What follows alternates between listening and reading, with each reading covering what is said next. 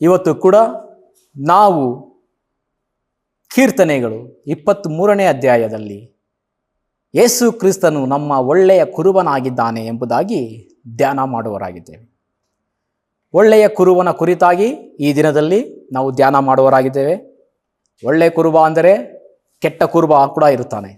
ಒಳ್ಳೆಯದು ಇರುವಾಗ ಕೆಟ್ಟದ್ದು ಕೂಡ ಇರುತ್ತದೆ. ಯೇಸು ಕ್ರಿಸ್ತ ನಮಗೆ ಒಳ್ಳೆಯ ಕುರುಬನಾಗಿದ್ದಾರೆ. ಕೆಟ್ಟ ಕುರುಬ ಯಾರು? ನಮ್ಮೆಲ್ಲರಿಗೆ ಗೊತ್ತುಂಟು. ನಿಶ್ಚಯವಾಗಿ ಸೈತಾನನು ಕೆಟ್ಟ ಕುರುಬನಾಗಿದ್ದಾನೆ. ಯೇಸು ಕ್ರಿಸ್ತನು ಒಳ್ಳೆಯ ಕುರುಬನಾಗಿದ್ದಾನೆ. ಇವತ್ತು ಈ ಲೋಕವು ಕೆಟ್ಟ ಕುರುಬನ ಆಸೆಗಳಿಗೆ ಮಾರು ಹೋಗಿ ಆ ಕೆಟ್ಟ ಕುರುಬನ ಹಿಂದೆ ಹೋಗುತ್ತಾ ಇದೆ. ಕೆಟ್ಟ ಕುರುಬ ನೋಡಲಿಕ್ಕೆ ಅಟ್ರಾಕ್ಟ್ ಆಗಿದ್ದಾನೆ. ಹೇಗೆ ಆತನು ಜನರನ್ನು ಮಂಕುಗೊಳಿಸುತ್ತಾ ಇದ್ದಾನೆ. ಈ ಕೆಟ್ಟ ಕುರುಬ ಏನು ಮಾಡ್ತಾ ಇದ್ದಾನೆ? ಸ್ಮಾರ್ಟ್ಫೋನ್ ಮೂಲಕ, ಸೋಷಿಯಲ್ ಮೀಡಿಯಾಗಳ ಮೂಲಕ, ಬೇಡದ ವಿಷಯಗಳ ಮೂಲಕ, ಈ ಲೋಕದ ಆಸೆಗಳ ಮೂಲಕ ಜನರನ್ನು ತನ್ನ ಬಳಿಗೆ ಎಳೆಯುತ್ತಾ ಇದ್ದಾನೆ. ಕುರಿಗಳನ್ನು ಆತನ ಹಿಂದೆ ಬರುವ ಹಾಗೆ ಮಾಡುತ್ತಾ ಇದ್ದಾನೆ. ಆದರೆ ದೇವರ ವಾಕ್ಯ ಹೇಳುತ್ತದೆ, ಯೇಸು ಕ್ರಿಸ್ತನು ಒಳ್ಳೆಯ ಕುರುಬನು ಎಂಬುದಾಗಿ. ಒಳ್ಳೆಯ ಕುರುಬನಿಗೂ ಕೆಟ್ಟ ಕುರುಬನಿಗೂ ಏನು ವ್ಯತ್ಯಾಸ? ಒಳ್ಳೆ ಕುರುಬನಿಗೂ ಕೆಟ್ಟ ಕುರುಬನಿಗೂ ಇರುವಂಥ ಗುಣಲಕ್ಷಣ ಏನು? ಒಳ್ಳೆ ಕುರುಬ ಏನು ಮಾಡುತ್ತಾನೆ? ಕೆಟ್ಟ ಕುರುಬ ಏನು ಮಾಡುತ್ತಾನೆ? ಒಳ್ಳೆ ಕುರುಬ ಕುರಿಗಳನ್ನು ಎಲ್ಲಿ ನಡೆಸುತ್ತಾನೆ?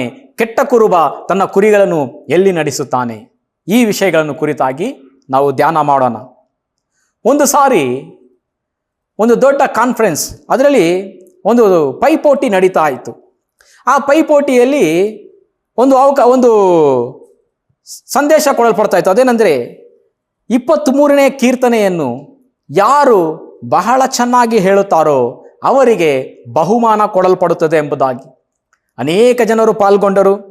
ಒಬ್ಬ ಯೌವನಸ್ಥನು ಬಂದನು, ಬಹಳ ವಿಜೃಂಭವಾಗಿ ಹೇಳಿದನು, ಯೆಹೋವನು ನನಗೆ ಕುರುಬನು ಎಂಬುದಾಗಿ ಗಟ್ಟಿ ಸ್ವರದಿಂದ ಉತ್ಸಾಹದಿಂದ ಹೇಳಿದನು. 23ನೇ ಕೀರ್ತನೆ ಪೂರ್ತಿಯಾಗಿ ಹೇಳಿದ ನಂತರ ಅಲ್ಲಿದ್ದಂಥ ಜನರೆಲ್ಲರೂ ಉತ್ಸಾಹದಿಂದ ಚಪ್ಪಾಳೆ ತಟ್ಟಿ ಆತನನ್ನು ಸ್ವಾಗತಿಸಿದರು, ಆರ್ಭಟಿಸಿದರು. ಎಲ್ಲರೂ ಖುಷಿಯಾಗಿದ್ದರು. ಎಲ್ಲರೂ ಹೇಳಿದರು, ನಿಶ್ಚಯವಾಗಿ ಈತನು ಈ ಫಸ್ಟ್ ಪ್ರೈಸ್ ಗೆಲ್ಲುತ್ತಾನೆ ಎಂಬುದಾಗಿ. ಎಲ್ಲರಿಗೂ ಖುಷಿಯಾಯಿತು. ನಂತರ ಸ್ವಲ್ಪ ವಯಸ್ಸಾದ ಒಬ್ಬ ವ್ಯಕ್ತಿ ಬಂದನು.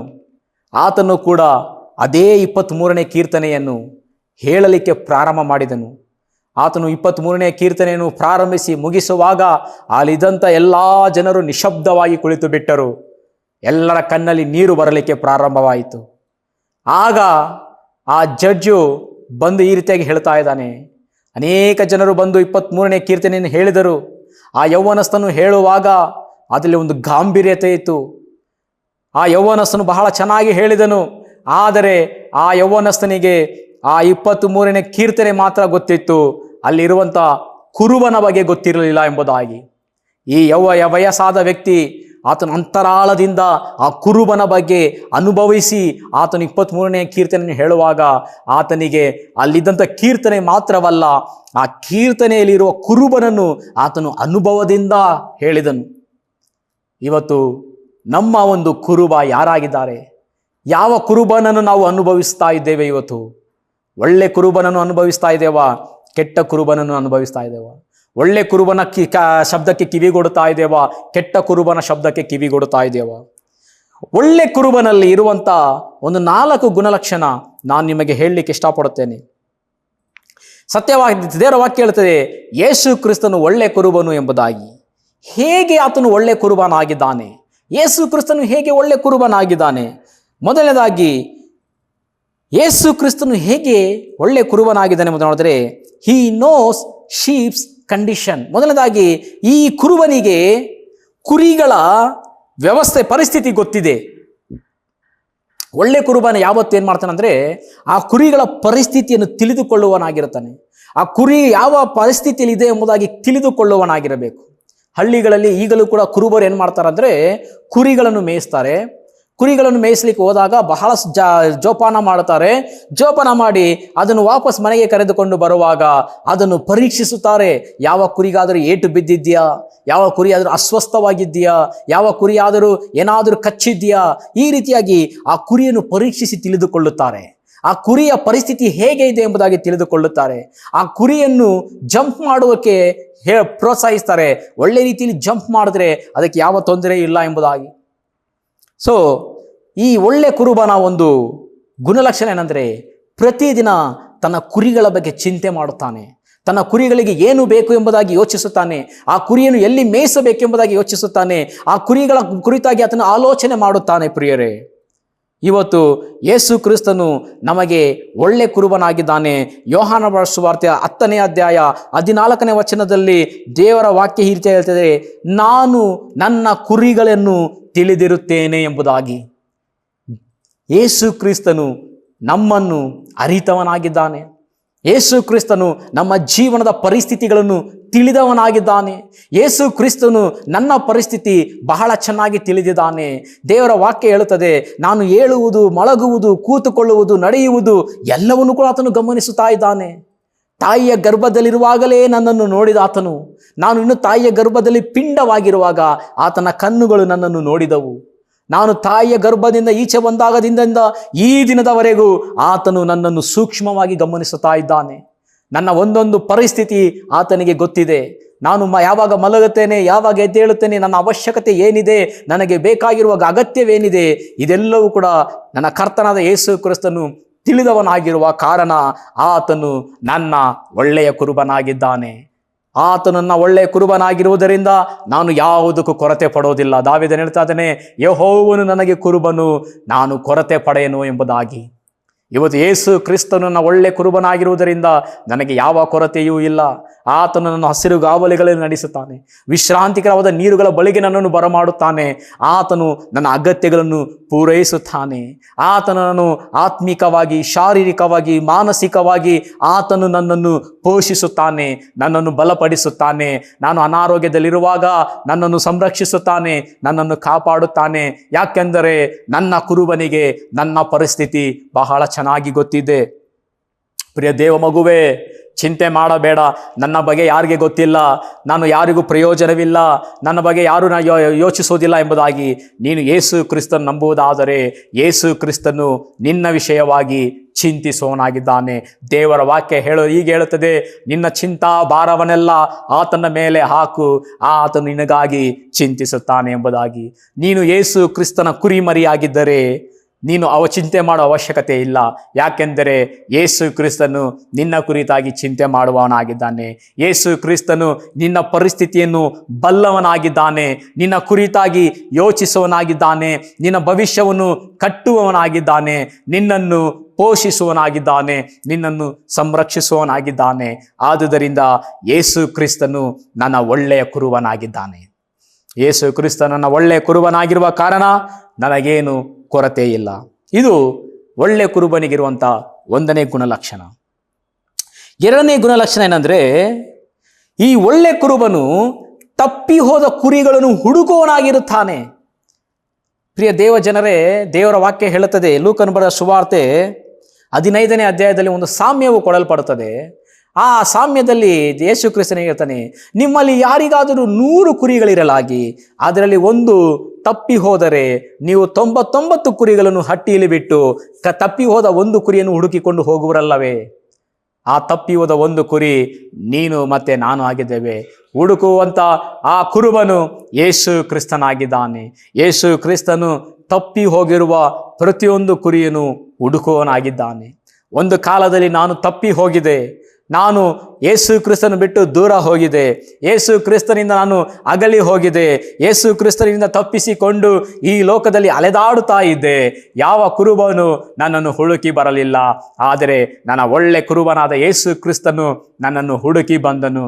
ಆತನನ್ನು ಹುಡುಕಿಕೊಂಡು ಬಂದನು ಮಾತ್ರವಲ್ಲ, ನನ್ನನ್ನು ತಪ್ಪಿಕೊಂಡು ನನ್ನ ಪಾಪಗಳನ್ನು ಕ್ಷಮಿಸಿ ನನ್ನನ್ನು ಸ್ವೀಕಾರ ಮಾಡಿದನು. ಇದು 2ನೇ ಗುಣಲಕ್ಷಣ. ಆ 2ನೇ ಗುಣಲಕ್ಷಣ ಏನಂದರೆ, ಕುರುಬನ 99 ಕುರಿಗಳಲ್ಲಿ ಆತನ ಮನಸ್ಸಿರೋದಿಲ್ಲ. ಆತನ ಮನಸ್ಸೆಲ್ಲವೂ ತಪ್ಪಿ ಹೋಗಿರುವ ಒಂದು ಕುರಿಯ ಮೇಲೆ ಇರುತ್ತದೆ. ಇವತ್ತು ನೀನು ತಪ್ಪಿ ಹೋಗಿರುವುದಾದರೆ ಯೇಸು ಕ್ರಿಸ್ತನ ಬಳಿಗೆ ಬಾ, ಆತನು ನಿನ್ನನ್ನು ಸ್ವೀಕಾರ ಮಾಡುತ್ತಾನೆ. ಯಾಕೆಂದರೆ ಯೇಸು ಕ್ರಿಸ್ತನು ಹೇಳುತ್ತದೆ, ನಾನೇ ಒಳ್ಳೆ ಕುರುಬನು ಎಂಬುದಾಗಿ. ಆ ಒಳ್ಳೆ ಕುರುಬನು ತಪ್ಪಿ ಹೋದ ಕುರಿಗಳನ್ನು ಹುಡುಕಿ ರಕ್ಷಿಸುವನಾಗಿದ್ದಾನೆ. ಪ್ರತಿದಿನವೂ ಈ ಸಮಾಜದಲ್ಲಿ, ಈ ಲೋಕದಲ್ಲಿ ತಪ್ಪಿ ಹೋಗಿರುವ ಅನೇಕ ಕುರಿಗಳು ಯೇಸು ಕ್ರಿಸ್ತನ ಬಳಿಗೆ ಬರುತ್ತಲೇ ಇದೆ.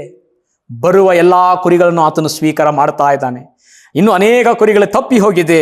ಯೇಸು ಕ್ರಿಸ್ತನು ತಪ್ಪಿ ಹೋಗಿರುವ ಕುರಿಗಳನ್ನು ಹುಡುಕುತ್ತಾ ಇದ್ದಾನೆ. ಹುಡುಕಿ ಆತನು ಆ ಕುರಿಗಳನ್ನು ತನ್ನ ಆ ಮಂದಿಯಲ್ಲೇ ಸೇರಿಸುತ್ತಾ ಇದ್ದಾನೆ. ಇವತ್ತು ಆ ಯೇಸು ಕ್ರಿಸ್ತನು ನಿನ್ನನ್ನು ಹುಡುಕಿ ಬಂದಾಗ ಆತನನ್ನು ಬಿಟ್ಟು ನೀನು ಓಡಿ ಹೋಗಬೇಡ. ಆತನಿಗೆ ನೀನು ಒಪ್ಪಿಸಿಕೊಡು. ಆ ಕುರುಬನು ನಿನ್ನನ್ನು ಪ್ರೀತಿಯಿಂದ ಸ್ವೀಕಾರ ಮಾಡುತ್ತಾನೆ. ಮೂರನೇ ಗುಣಲಕ್ಷಣ ಏನಂದ್ರೆ, ಈ ಕುರುಬನು, ಒಳ್ಳೆಯ ಕುರುಬನು ತನ್ನ ಕುರಿಗಳಿಗೋಸ್ಕರ ತನ್ನ ಪ್ರಾಣವನ್ನು ಕೊಡಲಿಕ್ಕೆ ಇಷ್ಟವುಳ್ಳವನಾಗಿರುತ್ತಾನೆ, ಸಿದ್ಧವುಳ್ಳವನಾಗಿರುತ್ತಾನೆ. ದೇವರ ವಾಕ್ಯ ಯೋಹಾನ ಬರೆದ ಸುವಾರ್ತೆ 10ನೇ ಅಧ್ಯಾಯ 11ನೇ ವಚನದಲ್ಲಿ ಈ ರೀತಿ ಹೇಳ್ತದೆ, ಒಳ್ಳೆ ಕುರುಬನು ತನ್ನ ಗುರಿಗಳಿಗೋಸ್ಕರ ತನ್ನ ಪ್ರಾಣವನ್ನು ಕೊಡುತ್ತಾನೆ ಎಂಬುದಾಗಿ. ಇದು ಯೇಸು ಕ್ರಿಸ್ತನು ಬರೀ ಬಾಯ ಮಾತಿನಿಂದ ಹೇಳಿದ ಪ್ರಿಯರೇ, ಆತನು ನನ್ನನ್ನು ನಿನ್ನನ್ನು ಎಷ್ಟು ಪ್ರೀತಿ ಮಾಡಿದಾನೆಂದರೆ ನಮಗಾಗಿ ತನ್ನ ಪ್ರಾಣವನ್ನೇ ಶಿಲುಬೆಯಲ್ಲಿ ಕೊಡುವುದರ ಮೂಲಕ ತನ್ನ ಪ್ರೀತಿಯನ್ನು ಸಿದ್ಧಾಂತಪಡಿಸಿದ್ದಾನೆ. ದೇವರ ವಾಕ್ಯ ಹೇಳುತ್ತದೆ, ದೇವರು ನಮ್ಮನ್ನು ಎಷ್ಟು ಪ್ರೀತಿ ಮಾಡಿದಾನೆ ಎಂಬುದಾಗಿ ಹೇಗೆ ತಿಳಿದುಕೊಳ್ಳುತ್ತೇವೆ ಅಂದರೆ, ಶಿಲುಬೆಯಲ್ಲಿ ತನ್ನ ಮಗನನ್ನು ಕೊಡುವುದರ ಮೂಲಕ ದೇವರ ಪ್ರೀತಿಯು ಸಿದ್ಧಾಂತವಾಯಿತು ಎಂಬುದಾಗಿ. ಆತನು ಶಿಲುಬೆಯಲ್ಲಿ ಯೇಸು ಕ್ರಿಸ್ತನನ್ನು ಬಲಿಯಾಗಿ ಕೊಡುವುದರ ಮೂಲಕ ನನ್ನ ಮೇಲೆ ನಿನ್ನ ಮೇಲೆ ಎಷ್ಟು ಪ್ರೀತಿ ಇಟ್ಟಿದ್ದಾನೆ ಎಂಬುದಾಗಿ ಸಿದ್ಧಾಂತ ರೂಪವಾಗಿ ತೋರ್ಪಡಿಸಿದ್ದಾನೆ. ಆತನು ಶಿಲುಬೆಯಲ್ಲಿ ನಾವು ನೋಡುವಾಗ ಬರೀ ಏನು ನೋಡುತ್ತೇವೆ? ಶಿಲುಬೆಯಲ್ಲಿ ಬರೀ ಯೇಸು ಕ್ರಿಸ್ತನನ್ನು ಮಾತ್ರ ನೋಡೋದಿಲ್ಲ, ಅಲ್ಲಿ ಸುರಿತಾ ಇರುವ ರಕ್ತವನ್ನು ಮಾತ್ರ ನೋಡೋದಿಲ್ಲ. ಆ ಶಿಲುಬೆಯಲ್ಲಿ ದೇವರ ಪ್ರೀತಿಯನ್ನು ನಾವು ನೋಡುತ್ತೇವೆ. ದೇವರು ನನ್ನನ್ನು ನಿನ್ನನ್ನು ಎಷ್ಟು ಪ್ರೀತಿ ಮಾಡ್ತಾ ಇದ್ದಾನೆ ಎಂಬುದಾಗಿ ಶಿಲುಬೆಯಲ್ಲಿ ನೋಡುತ್ತೇವೆ.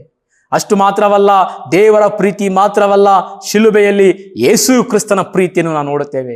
ಯೇಸು ಕ್ರಿಸ್ತನು ಎಷ್ಟು ಹೆಚ್ಚಾಗಿ ನನ್ನನ್ನು ಪ್ರೀತಿ ಮಾಡಿ ಶಿಲುಬೆಯಲ್ಲಿ ತನ್ನ ಪ್ರಾಣವನ್ನು ಕೊಟ್ಟಿದ್ದಾನೆ ಎಂಬುದನ್ನು ನೋಡುತ್ತೇವೆ. ಆತನನ್ನು ಅವಮಾನಪಡಿಸಿ, ಹಿಂಸಿಸಿ, ಹೊಡೆದು ಕೊಂದಾಕಿದರು. ಆತನ ಬಟ್ಟೆಯನ್ನು ಹರಿದು ಚೀಟು ಹಾಕಿದರು. ಆತನಿಗೆ ಮುಳ್ಳಿನ ಕಿರೀಟವನ್ನು ಹೊದಿಸಿದರು. ಆತನನ್ನು ಬೆತ್ತಲೆಯಾಗಿ ಮಾಡಿ ಉಗಿದರು. ಆದರೂ ಕೂಡ ಯೇಸು ನನ್ನ ಮೇಲೆ ನಿನ್ನ ಮೇಲೆ ಇಟ್ಟಿರುವ ಪ್ರೀತಿಯ ನಿಮಿತ್ತ ಎಲ್ಲವನ್ನೂ ಸಹಿಸಿಕೊಂಡನು. ಆತನು ತ್ಯಾಗ ಮಾಡಿದ ನನಗಾಗಿ ತನ್ನ ಪ್ರಾಣವನ್ನು ತ್ಯಾಗ ಮಾಡಿದನು. ದೇವರ ವಾಕ್ಯ ಹೇಳುತ್ತದೆ, ಒಳ್ಳೆ ಕುರುಬನು ತನ್ನ ಕುರಿಗಳಿಗೋಸ್ಕರ ತನ್ನ ಪ್ರಾಣವನ್ನು ಕೊಡುತ್ತಾನೆ ಎಂಬುದಾಗಿ.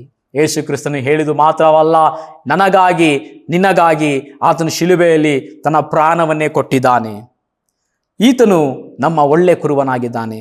4ನೇದಾಗಿ, ಹೇಗೆ ಯೇಸು ಕ್ರಿಸ್ತನು ಒಳ್ಳೆ ಕುರುಬನಾಗಿದ್ದಾನೆ? ಯೇಸು ಕ್ರಿಸ್ತನು ಹೇಗೆ ಒಳ್ಳೆ ಕುರುಬನಾಗಿದ್ದಾನಂದರೆ, ಆ ಕುರುಬನು ಕುರಿಗಳನ್ನು ತನ್ನ ಮನೆಗೆ, ತನ್ನ ನಿವಾಸ ಸ್ಥಾನಕ್ಕೆ ಸೇರಿಸುವವರೆಗೂ ಆತನು ಬಿಡೋದಿಲ್ಲ. ಗಮನಿಸಿ, ಕುರುಬನು ಬೆಳಗ್ಗೆ ಕುರಿಗಳನ್ನು ತೆಗೆದುಕೊಂಡು ಹೋಗುತ್ತಾನೆ ಮೇಯಿಸುವುದಕ್ಕಾಗಿ. ಮೇಯಿಸಿದ ಮೇಲೆ ಹಾಗೆ ಬಿಟ್ಟು ಬಿಡೋದಿಲ್ಲ ಆತನು. ಕುರಿ ಚೆನ್ನಾಗಿ ಊಟ ಮಾಡೈತೆ, ತೃಪ್ತಿಯಾಗಿದೆ, ಮಲಗಿಕೊಳ್ಳಿ ಎಂಬುದಾಗಿ ಹಾಗೆ ಬಿಟ್ಟು ಬಿಡೋದಿಲ್ಲ. ಆತ ಏನು ಮಾಡ್ತಾನೆ? ಆ ಕುರಿಗಳನ್ನು ಕ್ಷೇಮವಾಗಿ ಕರೆದುಕೊಂಡು ಬಂದು ಮನೆಯೊಳಗೆ ಸೇರಿಸುತ್ತಾನೆ, ಹಟ್ಟಿಯಲ್ಲಿ ಸೇರಿಸುತ್ತಾನೆ. ಅದೇ ರೀತಿಯಾಗಿ ಯೇಸು ಕ್ರಿಸ್ತನು ನನ್ನ ಒಳ್ಳೆ ಕುರುಬನಾಗಿರುವ ಕಾರಣ ಆತನು ಈ ಲೋಕದಲ್ಲಿ ಜೀವಿಸುತ್ತಿರುವ ನಮ್ಮನ್ನು ಆತನು ಕ್ಷೇಮವಾಗಿ ಪರಲೋಕಕ್ಕೆ ಕೊಂಡುಕೊಂಡು ಹೋಗುತ್ತಾನೆ. ದೇವರ ವಾಕ್ಯ ಹೇಳುತ್ತದೆ, ನನ್ನ ಕೈಯಿಂದ ಯಾರು ನಿಮ್ಮನ್ನು ಕಸಿದುಕೊಳ್ಳಲಿಕ್ಕೆ ಆಗೋದಿಲ್ಲ ಎಂಬುದಾಗಿ. ಯೇಸು ಕ್ರಿಸ್ತನ ಹಸ್ತದಲ್ಲಿ ನೀನಿರುವುದಾದರೆ ಆತನ ಹಸ್ತದಲ್ಲಿ ನೀನು ಸುರಕ್ಷಿತವಾಗಿರಲಿಕ್ಕೆ ಸಾಧ್ಯ. ಆತನು ಯಾರೆಲ್ಲ ನಂಬಿ ರಕ್ಷಣೆ ಹೊಂದಿರ್ತಾರೋ ಅವರೆಲ್ಲರನ್ನು ಸುರಕ್ಷಿತವಾಗಿ ಪರಲೋಕಕ್ಕೆ ಕೊಂಡುಕೊಂಡು ಹೋಗುತ್ತಾನೆ. ಯಾಕೆಂದರೆ ಆತನು ಒಳ್ಳೆಯ ಕುರುಬನಾಗಿದ್ದಾನೆ. ಪ್ರಿಯರೇ, ಈ 4 ಸ್ವಭಾವಗಳು ನೋಡಿದ್ದೇವೆ. ಒಬ್ಬ ಒಳ್ಳೆ ಕುರುಬನಲ್ಲಿರಬೇಕಾದ 4 ಸ್ವಭಾವ ಏನೆಂದರೆ, ಆತನು ತನ್ನ ಕುರಿಗಳನ್ನು ಬಹಳ ಚೆನ್ನಾಗಿ ಗೊತ್ತಿರುವವನಾಗಿರಬೇಕು. ಕುರಿಗಳ ಬಗ್ಗೆ ಚೆನ್ನಾಗಿ ಅರಿತವನಾಗಿರಬೇಕು. ಕುರಿಗಳ ಮೇಲು ಕೀಲುಗಳನ್ನು ಅರಿತವನಾಗಿರಬೇಕು. ಕುರಿಗಳ ಸಮಸ್ಯೆಗೆ ತಿಳಿದವನಾಗಿರಬೇಕು. 2ನೇದಾಗಿ, ಆ ಒಂದು ತಪ್ಪಿ ಹೋಗಿರುವಂಥ ಕುರಿಗಳನ್ನು ಹುಡುಕುವನಾಗಿರಬೇಕು ಒಳ್ಳೆ ಕುರುಬನು. ಒಂದು ಕುರಿ ತಾನೇ ಹೋದರೆ ಹೋಗಲಿ ಎಂಬುದಾಗಿ ಬಿಡುವುದಲ್ಲ. ಆ ಒಳ್ಳೆ ಕುರುಬನ ಒಂದು ಕ್ವಾಲಿಟಿ ಏನಂದರೆ, ಅದನ್ನು ತಪ್ಪಿ ಹೋಗಿರುವಂಥ ಆ ಕುರಿಯನ್ನು ಹುಡುಕಿಕೊಂಡು ಹೋಗಬೇಕು. ಅದು ಸಿಗುವವರೆಗೂ ಆತನು ವಿಶ್ರಾಂತಿ ಪಡೆಯೋದಿಲ್ಲ. ಅದು ಸಿಗುವವರೆಗೂ ಆತನು ಸುಮ್ಮನೆ ಕೂರೋದಿಲ್ಲ. ಅದು ಸಿಗುವವರೆಗೂ ಆತನು ಕಲ್ಲು ಮುಳ್ಳು ಹಾದಿಗಳಲ್ಲಿ ಹುಡುಕುತ್ತಾ ಇರುತ್ತಾನೆ. ಅದು ಸಿಗುವವರೆಗೂ ಆತನು ಹುಡುಕುತ್ತಾನೆ. ಸಿಕ್ಕಿದ ಮೇಲೆ ಸಂತೋಷ ಪಡುತ್ತಾನೆ. ಮೂರನೇ ಕ್ವಾಲಿಟಿ ಏನೆಂದರೆ ಆ ಕುರುಬನು ಯಾವ ಸಮಸ್ಯೆ ಬಂದರೂ ಎದುರಿಸಿ ತನ್ನ ಪ್ರಾಣ ಹೋದರೂ ಪರವಾಗಿಲ್ಲ ಆ ಕುರಿಯನ್ನು ಕಾಪಾಡುತ್ತಾನೆ. ದಾವೀದನು ಅನೇಕ ಸಾರಿ ಹೇಳುತ್ತಾನೆ, ದಾವೀದನ ಒಂದು ದಾವೀದನ ಒಂದು ಸನ್ನಿವೇಶದಲ್ಲಿ ನೋಡ್ತೇವೆ. ಕುರಿಗಳನ್ನು ಮೇಯಿಸುವಾಗ ಅನೇಕ ಸಾರಿ ಕಾಡು ಪ್ರಾಣಿಗಳು ಆತನಿಗೆ ವಿರೋಧವಾಗಿ ಬಂದವು. ಅವೆಲ್ಲವುಗಳನ್ನು ಆತನು ಕೊಂದು ಹಾಕಿ ಕುರಿಗಳನ್ನು ಕಾಪಾಡಿದನೆಂಬುದಾಗಿ ನಾವು ನೋಡುತ್ತೇವೆ. ಯೇಸು ಕ್ರಿಸ್ತನು ಹಾಗೆ ಆತನು ಒಳ್ಳೆ ಕುರುಬನಾದ ಕಾರಣ ಆತನು ಎಲ್ಲ ಸಮಸ್ಯೆಗಳಲ್ಲಿ ನಮ್ಮನ್ನು ಬಿಟ್ಟು ಬಿಡೋದಿಲ್ಲ. ಆ ಸಮಸ್ಯೆಗಳಿಂದ ತಪ್ಪಿಸಿ ಆ ಸಮಸ್ಯೆಗಳನ್ನು ಜಯಿಸಿ ಬರಲಿಕ್ಕೆ ಆತನು ಎಲ್ಲವನ್ನು ತ್ಯಾಗ ಮಾಡಿ ನಮಗೆ ಬಲವನ್ನು ಕೊಟ್ಟು, ಪವಿತ್ರಾತ್ಮವನ್ನು ಕೊಟ್ಟು, ದೇವರ ವಾಕ್ಯವನ್ನು ಕೊಟ್ಟು ನಮ್ಮನ್ನು ಬಲಪಡಿಸಿದ್ದಾನೆ. ಮತ್ತೆ ಆ ಒಳ್ಳೆ ಕುರುಬನ ಗುಣಲಕ್ಷಣ ಅಂದರೆ ಆತನು ಕರೆದುಕೊಂಡು ಹೋದ ಕುರಿ ಮತ್ತೆ ತನ್ನ ಮನೆಗೆ ಬರುವವರೆಗೂ ಅದು ಆತನ ಜವಾಬ್ದಾರಿ. ಆತನು ಕುರುಬನ ಜವಾಬ್ದಾರಿ ಏನಂದರೆ ಯಾವ ರೀತಿ ಕುರಿ ಹೊರಗಡೆ ಹೋಯ್ತೋ ಅದೇ ರೀತಿ ಪರಲೋಕ ತನ್ನ ಮನೆಯೊಳಗೆ ಸೇರಿಸಬೇಕು. ಯೇಸು ಕ್ರಿಸ್ತನು ಒಳ್ಳೆ ಕುರುಬನಾದ ಕಾರಣ ಆತನು ನನ್ನ ಪರಿಸ್ಥಿತಿಗಳನ್ನು ಬಲ್ಲವನಾಗಿದ್ದಾನೆ, ನನ್ನ ಸಮಸ್ಯೆಗಳನ್ನು ಬಲ್ಲವನಾಗಿದ್ದಾನೆ. ನನ್ನ ಎಲ್ಲ ಪ್ರತಿಯೊಂದು ಸಮಸ್ಯೆಯು ಆತನಿಗೆ ಗೊತ್ತಿದೆ. ಯೇಸು ಕ್ರಿಸ್ತನು ಒಳ್ಳೆ ಕುರುಬನಾದ ಕಾರಣ ತಪ್ಪಿ ಹೋದಂಥ ನನ್ನನ್ನು ಹುಡುಕಿ ಬಂದು ರಕ್ಷಿಸಿದನು. ಯೇಸು ಕ್ರಿಸ್ತನು ಒಳ್ಳೆ ಕುರುಬನಾದ ಕಾರಣ ನನಗಾಗಿ ತನ್ನ ಪ್ರಾಣವನ್ನು, ರಕ್ತವನ್ನು ಸುರಿಸಿ ಆತನನ್ನು ರಕ್ಷಿಸಿ ಕಾಪಾಡಿದನು. ಯೇಸು ಕ್ರಿಸ್ತನು ಒಳ್ಳೆ ಕುರುಬನಾದ ಕಾರಣ ನನ್ನನ್ನು ಮತ್ತೆ ಪರಲೋಕಕ್ಕೆ ಕರೆದುಕೊಂಡು ಹೋಗುತ್ತಾನೆ. ಇಂಥ ಒಳ್ಳೆ ಕುರುಬನು ನಿನಗೆ ಅವಶ್ಯವಾಗಿದೆಯಾ? ಅಥವಾ ಎರಡನೇ ಕುರುಬ ನಾನು ಹೇಳಿದವಾಗಲೇ ಆ ಕುರುಬ ಯಾರಂದರೆ ಕೆಟ್ಟ ಕುರುಬ. ಒಳ್ಳೆಯದು ಇರುವುದಾದರೆ ಕೆಟ್ಟದ್ದು ಕೂಡ ಇರುತ್ತದೆ, ಬೆಳಕು ಇರುವುದಾದರೆ ಕತ್ತಲೆ ಕೂಡ ಇರುತ್ತದೆ. ಇಲ್ಲಿ ಒಳ್ಳೆ ಕುರುಬನ ಬಗ್ಗೆ ನಾವು ನೋಡಿದ್ದೇವೆ. ಒಳ್ಳೆ ಕುರುಬ ಏನು ಮಾಡ್ತಾನಂದರೆ ನಿನ್ನ ಪರಿಸ್ಥಿತಿಗಳನ್ನು ತಿಳಿದವನಾಗಿದ್ದಾನೆ. ಒಳ್ಳೆ ಕುರುಬ ನೀನು ತಪ್ಪಿ ಹೋಗಿರುವಾಗ ಹುಡುಕಿಕೊಂಡು ಬಂದು ರಕ್ಷಿಸಿದವನು. ಒಳ್ಳೆ ಕುರುಬ ನಿನಗಾಗಿ ತನ್ನ ಪ್ರಾಣವನ್ನು ಕೊಟ್ಟು ರಕ್ಷಿಸಿದನು. ಒಳ್ಳೆ ಕುರುಬ ನಿನ್ನನ್ನು ಪರಲೋಕಕ್ಕೆ ಕೊಂಡುಕೊಂಡು ಹೋಗಲಿಕ್ಕೆ ಸಿದ್ಧವುಳ್ಳವನಾಗಿದ್ದಾನೆ. ಆದರೆ ಕೆಟ್ಟ ಕುರುಬ ಏನು ಮಾಡುತ್ತಾನೆ? ಈ ಕೆಟ್ಟ ಕುರುಬ ನಿನಗೆ ಆಸೆಗಳನ್ನು ತೋರಿಸುತ್ತಾನೆ. ಕೆಟ್ಟ ಕುರುಬ ನಿನಗೆ ಬೇಡದ ವಿಷಯಗಳನ್ನು ತೋರಿಸುತ್ತಾನೆ. ನಿನ್ನ ಮನಸ್ಸನ್ನು ದೇವರಿಂದ ದೂರ ಮಾಡುತ್ತಾನೆ. ನಿನ್ನ ಪ್ರಾರ್ಥನೆ ಜೀವಿತವನ್ನು ಮುರಿದು ಹಾಕುತ್ತಾನೆ. ಈ ಕೆಟ್ಟ ಕುರುಬ ನಿನ್ನನ್ನು ಲೋಕದಲ್ಲಿ ಮಿಶ್ರಿತವಾಗಿ ಮಾಡುತ್ತಾನೆ. ನೀನು ಲೋಕದಲ್ಲಿ ಮೆರೆತು ಹೋಗುವಂತೆ ಮಾಡುತ್ತಾನೆ. ಈ ಲೋಕದಲ್ಲಿ ನೀನು ಸುಖವಾಗಿ ಜೀವಿಸಲಿಕ್ಕೆ ಸಹಾಯ ಮಾಡುತ್ತಾನೆ. ಈ ಲೋಕದ ಆಸೆ ಪಾಶಗಳನ್ನು ತೋರಿಸುತ್ತಾನೆ. ಈ ಲೋಕದ ವೈಭವಗಳನ್ನು ತೋರಿಸುತ್ತಾನೆ. ಈ ಲೋಕದ ಆಶೆಗಳನ್ನು ತೋರಿಸಿ ನಿನ್ನನ್ನು ದೇವರಿಂದ ದೂರ ಮಾಡುತ್ತಾನೆ. ಯಾವಾಗ ನಿನ್ನನ್ನು ದೇವರಿಂದ ದೂರ ಮಾಡುತ್ತಾನೋ ಈ ಕೆಟ್ಟ ಕುರುಬ ನಿನ್ನ ಬಗ್ಗೆ ಚಿಂತಿಸೋದಿಲ್ಲ. ನಿನ್ನ ಪರಿಸ್ಥಿತಿಗಳನ್ನು ಅರಿತವನಲ್ಲ ಈ ಕೆಟ್ಟ ಕುರುಬ. ಈ ಕೆಟ್ಟ ಕುರುಬ ನಿನ್ನ ಕುರಿತಾಗಿ ಆಲೋಚಿಸುವವನಲ್ಲ. ಈ ಕೆಟ್ಟ ಕುರುಬ ನೀನು ತಪ್ಪಿ ಹೋದರೆ ಹುಡುಕಿಕೊಂಡು ಬರುವವನಲ್ಲ. ನೀನು ತಪ್ಪಿ ಹೋಗಲಿ ಎಂಬುದಾಗಿ ನಿನ್ನನ್ನು ಛಿದ್ರಗೊಳಿಸುತ್ತಾನೆ. ದೇವರ ವಾಕ್ಯ ಹೇಳುತ್ತದೆ, ಕಲ್ಲನ್ನು ಕದ್ದುಕೊಳ್ಳುವುದಕ್ಕೂ ಕೊಯ್ಯುವುದಕ್ಕೂ ಹಾಲು ಮಾಡುವುದಕ್ಕೂ ಬರುತ್ತಾನೆ ಎಂಬುದಾಗಿ. ಈ ಕೆಟ್ಟ ಕುರುಬನ ಕೆಲಸ ಅಷ್ಟೇ. ಆತನು ತಪ್ಪಿ ಹೋಗಿರುವ ನಿನ್ನನ್ನು ದೇವರ ಬಳಿಗೆ ಸೇರಿಸುವುದಿಲ್ಲ. ಆತನು ಇನ್ನೂ ದೇವರಿಂದ ದೂರ ಮಾಡುತ್ತಾನೆ. ಮತ್ತೆ ಕೆಟ್ಟ ಕುರುಬ ಏನು ಮಾಡ್ತಾನೆ? ನಿನಗಾಗಿ ತ್ಯಾಗ ಮಾಡೋದಿಲ್ಲ. ನಿನ್ನಲ್ಲಿರುವುದೆಲ್ಲವನ್ನು ಕೂಡ ಕಿತ್ತುಕೊಳ್ಳುತ್ತಾನೆ. ನಿನ್ನ ಆತ್ಮವನ್ನು ನಾಶ ಮಾಡಲಿಕ್ಕೆ ಬರುತ್ತಾನೆ. ಈ ಕೆಟ್ಟ ಕುರುಬ ಏನು ಮಾಡ್ತಾನೆ? ಆತನು ತನ್ನೊಂದಿಗೆ ನರಕಕ್ಕೆ ನಿನ್ನನ್ನು ಕೂಡ ಕರೆದುಕೊಂಡು ಹೋಗುತ್ತಾನೆ. ಆದ್ದರಿಂದ ಪ್ರಿಯ ದೇವ ಮಗುವೆ, ಇವತ್ತು ನೀನು ನಿರ್ಧಾರ ಮಾಡು. ನಿನ್ನ ಜೀವನದ ಯಾತ್ರೆಯಲ್ಲಿ ಯಾವ ಕುರುಬನ ಅವಶ್ಯಕತೆ ನಿನಗಿದೆ? ಯಾವ ಕುರುಬನಿಗಾಗಿ ನೀನು ಜೀವಿಸ್ತಾ ಇದೆಯಾ? ಈ ಜೀವನ ಯಾತ್ರೆಯಲ್ಲಿ ನಿನ್ನ ಹಾದಿ ಯಾವ ಕಡೆ ಹೋಗುತ್ತಾ ಇದೆ? ದೇವರ ವಾಕ್ಯ ಹೇಳುತ್ತದೆ, ನಾಶನಕ್ಕೆ ಹೋಗುವ ಮಾರ್ಗ ದೊಡ್ಡದು, ಬಾಗಿಲು ಅಗಲ ಎಂಬುದಾಗಿ. ನಿತ್ಯ ಜೀವಕ್ಕೆ ಹೋಗುವ ಬಾಗಿಲು ಮಾರ್ಗ ಇಕ್ಕಟ್ಟು, ದಾರಿ ಬಿಕ್ಕಟ್ಟು. ಪರಲೋಕಕ್ಕೆ ಹೋಗುವ ಮಾರ್ಗ ಏನಾಗಿದೆ ಅಂದರೆ ನ್ಯಾರೋ ಗೇಟ್, ಅದು ಬಹಳ ಸಣ್ಣದಾದ ಗೇಟು. ಅದರಲ್ಲಿ ನೀನು ಹಾದು ಹೋಗಬೇಕಾದರೆ ನೀನು ನಿಜವಾದ ಕುರುಬನ ಹಿಂದೆ ಹೋಗಬೇಕು. ದೇವರ ವಾಕ್ಯ ಹೇಳ್ತದೆ, ಯೇಸು ಕ್ರಿಸ್ತ ಹೇಳ್ತಾನೆ, ಕುರಿಗಳಿಗೆ ನಾನೇ ಬಾಗಿಲಾಗಿದ್ದೇನೆ ಎಂಬುದಾಗಿ.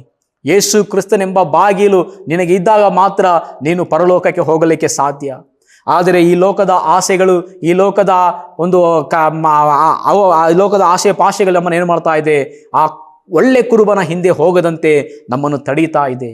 ಇವತ್ತು ನೀನು ಒಳ್ಳೆ ಕುರುಬನ ಹಿಂದೆ ಹೋಗದಂತೆ ನಿನ್ನನ್ನು ತಡೆಯುತ್ತಾ ಇರುವ ವಿಷಯಗಳು ಯಾವ್ಯಾವುದು? ಒಂದನೇದಾಗಿ ಲೋಕದ ಆಸೆಗಳು. ಈ ಲೋಕದ ಆಸೆಗಳು ನೀನು ಏನು ಮಾಡ್ತಾ ಇದೆ?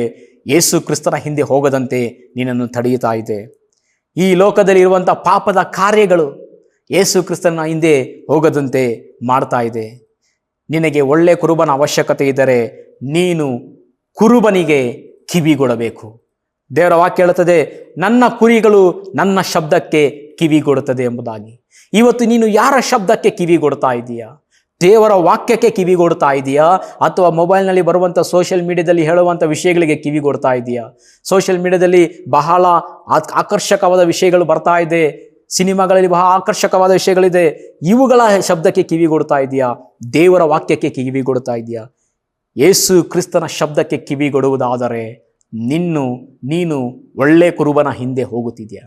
ಒಳ್ಳೆ ಕುರುಬನ ಹಿಂದೆ ಹೋಗುವವನು ಪರಲೋಕಕ್ಕೆ ಒಯ್ಯಲ್ಪಡುತ್ತಾನೆ. ಕರ್ತನಾದ ಯೇಸು ಕ್ರಿಸ್ತನು ನಿನ್ನನ್ನು ಆಶೀರ್ವದಿಸಲಿ. ಒಳ್ಳೆ ಕುರುಬನಾಗಿ ನಿನ್ನ ಜೀವನದಲ್ಲಿ ನಿನ್ನೊಂದಿಗಿರಲಿ. ಆಮೇನ್.